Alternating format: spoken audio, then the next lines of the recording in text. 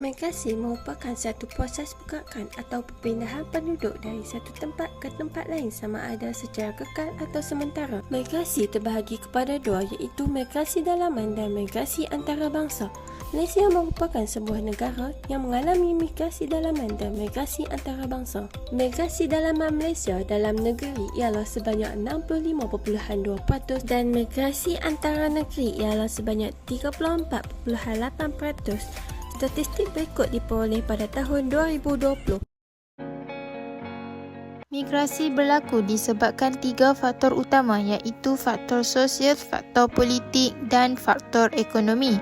Faktor sosial boleh dilihat apabila migran berhijrah untuk mendapatkan pendidikan yang lebih tinggi.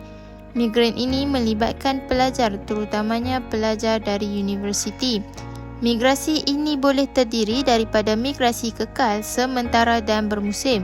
Mereka perlu berhijrah dari tempat asal ke tempat tujuan mereka kerana tempat pengajian mereka jauh daripada tempat tinggal. Selain itu, kemudahan infrastruktur yang baik juga menyebabkan mereka berhijrah ke sesuatu kawasan seperti berhijrah ke bandar. Penyediaan kemudahan pengangkutan awam dan kemudahan lain seperti jaringan internet yang luas dan menyeluruh telah menarik minat mereka untuk berhijrah. Kemudahan yang tersedia ini dapat memenuhi keperluan mereka bagi memudahkan urusan mereka.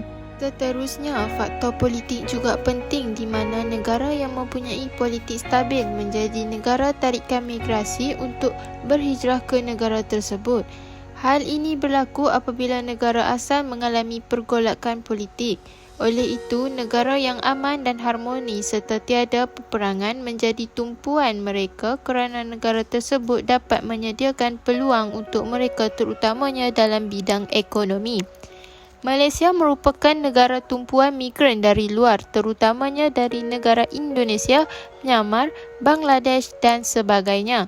Menurut Jabatan Immigration Malaysia, 1.4 juta pekerja asing telah berdaftar di Malaysia pada tahun 2022. Ini menunjukkan angka yang sangat besar kerana jumlah ini tidak termasuk dengan jumlah pendatang asing tanpa izin parti. Antara faktor ekonomi mempengaruhi migrasi adalah peluang pekerjaan yang luas dan pendapatan lumayan terutama di bandar besar akan dapat menarik para migran. Migran berpindah ke bandar-bandar besar seperti Kuala Lumpur, Shah Alam, Johor Bahru kerana pembangunan yang pesat dalam pelbagai bidang.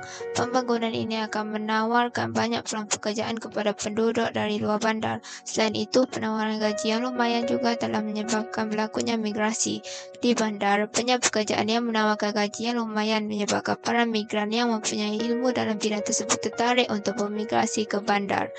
Gaji yang lumayan ini akan dapat membantu mereka untuk meneruskan kehidupan mereka di bandar.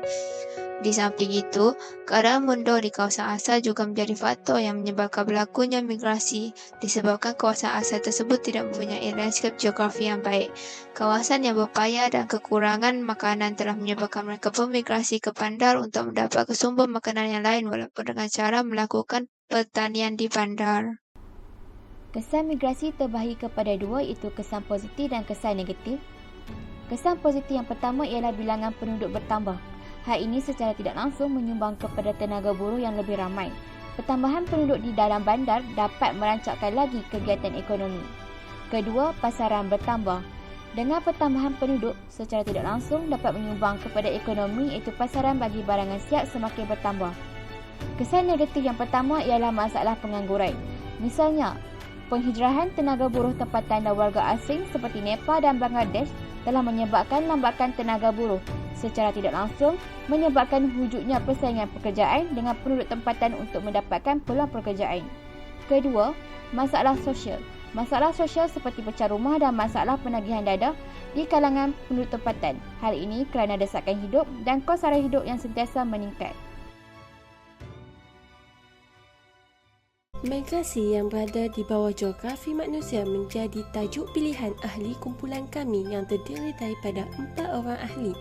Siti Fatimah binti Mak Rashid 162393, Rauzata Aisyah binti Abdul Karim 162341, Nur Alisa Fatimi binti Zulkifli 162518, Asrina binti Anwar 162454. Berikut merupakan sumber rujukan kami. Itu sahaja daripada kumpulan kami. Terima kasih. Selamat menonton.